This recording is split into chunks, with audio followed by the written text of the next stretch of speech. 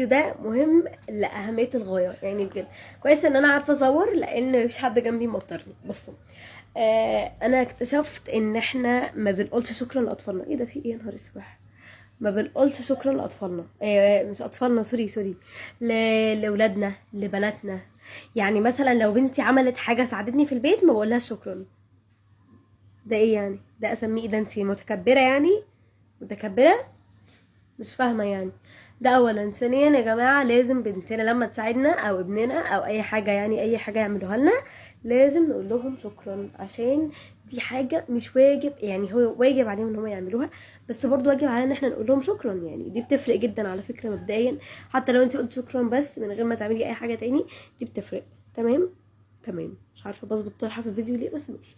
المهم، ده اولا. ثانيا بقى، للامهات او للاخوات الكبار، لما بتنزلوا الشارع ليه ما بتجيبوش حاجه حلوه لاخواتكم؟ لو حاجه بسيطه جدا اقسم بالله هتفرق معاهم جدا على فكره، ده مبدئيا يعني. بس مفيش حاجه تانية عايزه اقولها. كنت في فيديو هحكيه او هقوله مهم، بس مش هعمله عشان انتوا مش بتكملوا الفيديوهات، فانا مش هتعب في الفيديوهات عشان انتوا في الاخر ما تكملوهاش.